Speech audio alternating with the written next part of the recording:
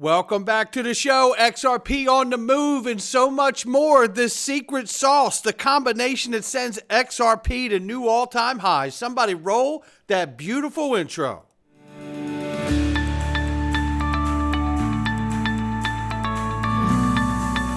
Digital Perspectives with Brad Kimes. Come on in.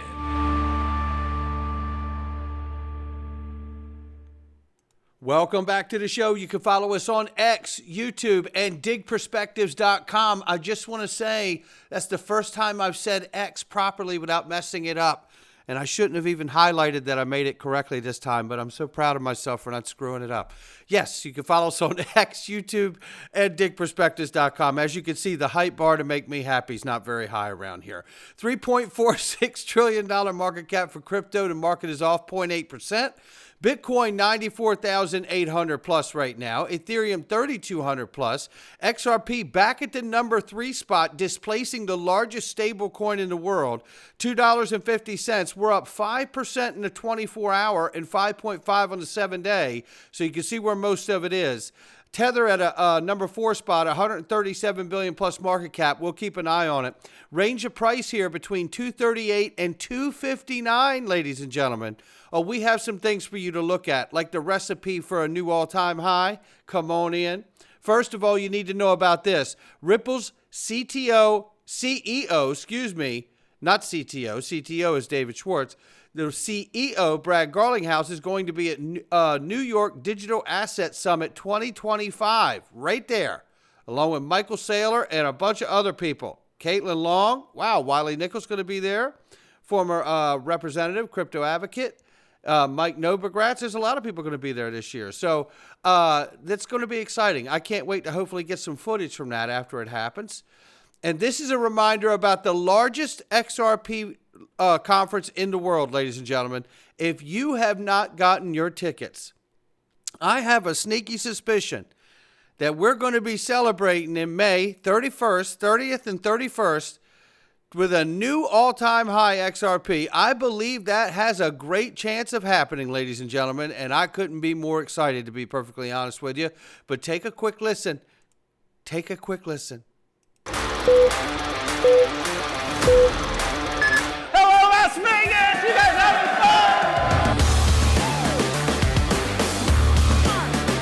fun? XRP Las Vegas 2025, May 30th and 31st at the MGM Grand. Early bird discount tickets are closing soon. You want to lock in. 2025 is looking like a big year for XRP. Celebrate the journey with the XRP family in Las Vegas, May 30th and 31st. 2 great days exploring the evolution of finance and Web3. Discounts closing soon. Get your tickets now. Get your tickets, ladies and gentlemen. Early bird pricing is limited. I'm telling you, this is not a joke. I want all of you to be there. I want you to see all the people you want to see. And by the way, there's going to be a whole new round of new faces and speakers and companies that you're about to see added to the website too. So I'd get that ticket. Yes, indeedy. All right, let's take a look at this. Brian Steele, who was just recently brought on as the new chairman of the Financial Services Committee Digital Asset Subcommittee, gets it. Take a listen here from Subjective Views. I think what's so important is that we're working to allow innovation and development inside the United States, not pushing this overseas. I think there's a competitive nature to this, and what we're going to see is other countries working and developing in this space rather than in the United States. I think it's imperative that we move forward with the regulatory framework. I think what's there you go. It's imperative to move forward with a regulatory framework. Yes, indeedy. This is the kind of language we need in Congress. This is the kind of language we need in the administration. This is the kind of language we need from the president. And it's exactly the kind of alignment we have all across the board, ladies and gentlemen.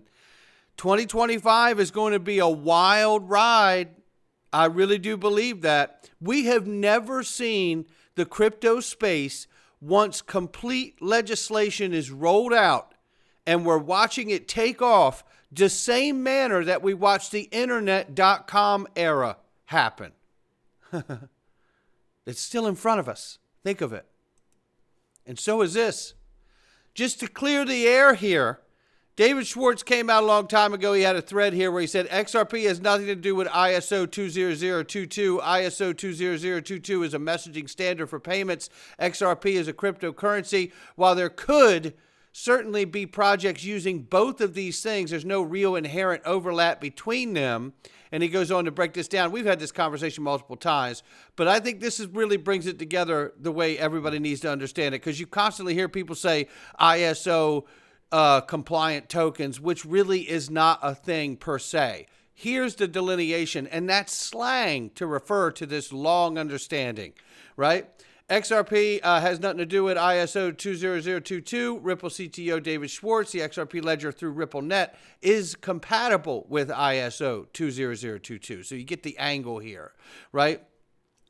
It says right here from ChatGPT, XRP ledger through RippleNet is compatible with ISO 20022, and Ripple has made significant efforts to ensure that its technologies align with the global financial standards. This compatibility allows financial institutions to use XRP for fast, cost-effective cross-border payments while maintaining compliance with industry standards like ISO 20022. So, we're designed to work happily inside the financial system and its compliance standards, right?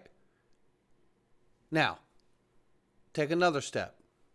Liquidity incoming for the real USD, which, by the way, Ripple said they will start using with their institutional clients early 2025, but nothing says they have as of yet, but it's getting there. And think of this for a moment, too. We're 8 days away from the inauguration. And listen to this gentleman who used to work at Ripple, Austin King. Ask you about Ripple's stablecoin, RLUSD, and the growing stablecoin market. Stablecoins are one of the killer use cases or apps of blockchain. What are your thoughts on that? Yeah, bullish. I actually, let me see if she emailed me back yet, but I don't know if many people, I don't know how public Monica is these days, but Monica is the president of Ripple, and I used to work with her. When I emailed her today, like, hey, let's cook on RLUSD. Let's see if we can expand that throughout the rest of the on-chain economy. But yeah, I mean, to me, this is an example of kind of what I was talking about with Ripple's ties to existing like fintechs, banks, institutions out there. Yeah, I'm really excited for them. They just have the relationships there. Like, they have been building this company.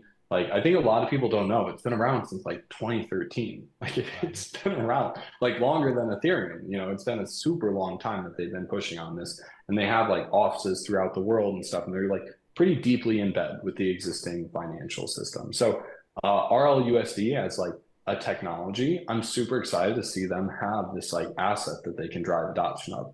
For a long time, even when I worked back at Ripple, I was like, this makes sense to have a stable coin. Like, honestly, I think we should launch a stable coin on top of this. And seeing now that they're at a point where it's like, cool, this thing is going to happen. I think there's a ton of synergies with their existing like partnerships and product adoption. But on top of that, and you know, this is more my Omni brain thinking, but like there's stuff like Omni that can be used to expand RLUSD throughout the rest of the on-chain economy. So yeah, this is something I'm watching like pretty closely, and I'm like chatting with Ripple people about.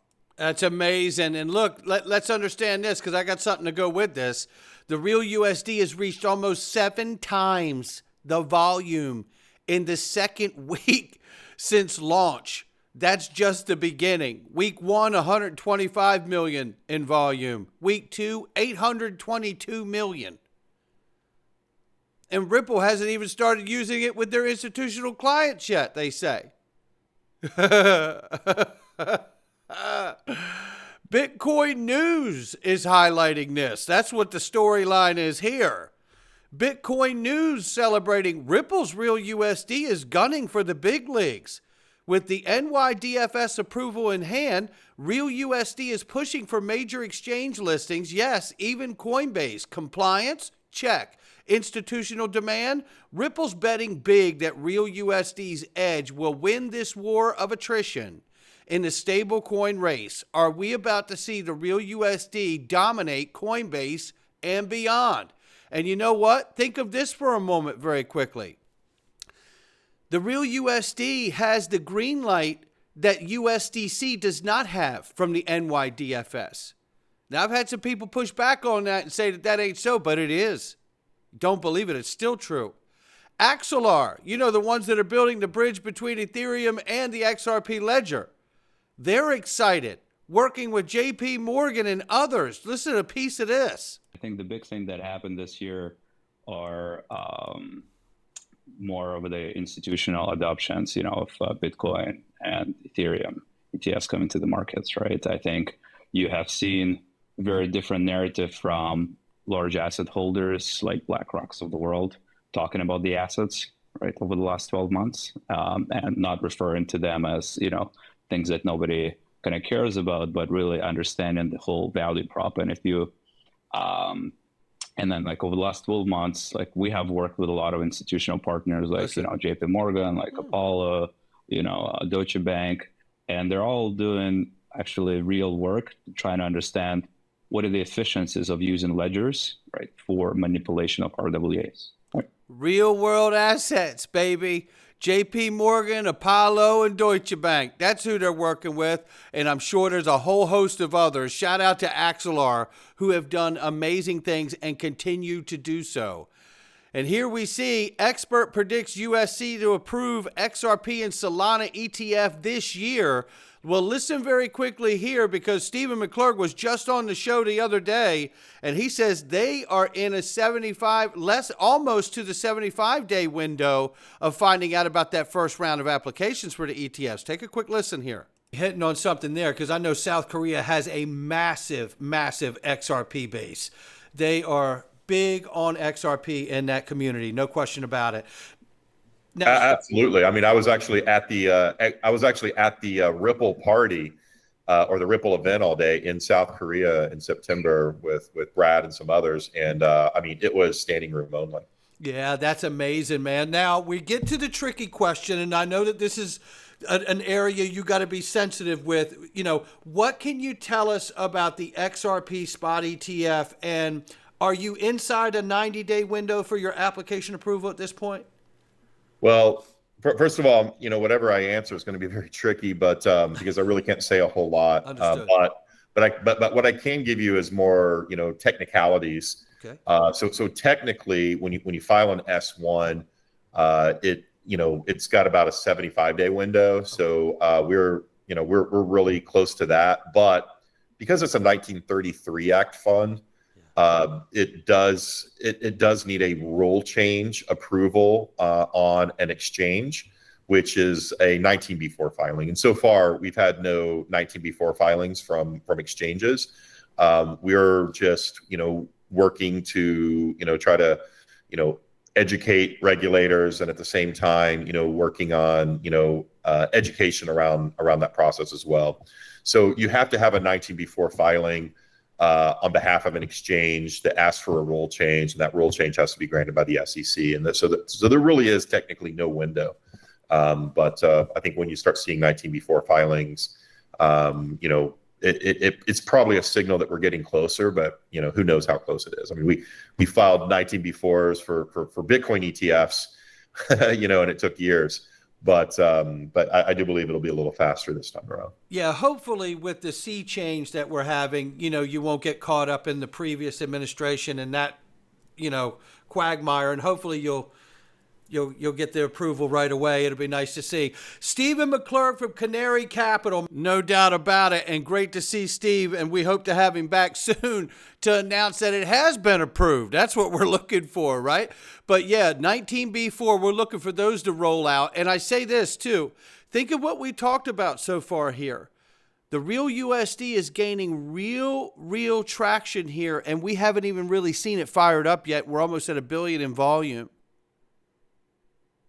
Now you have, you know, the legislation that's going to be coming soon, I believe, in some shape or form in 2025, with all of the positivity we have in politics. Pro-crypto president, pro-crypto administration, pro-crypto House and Senate. This is unheard of. It's unprecedented. And then you have the possible ETS where we're getting very close to that 75-day window.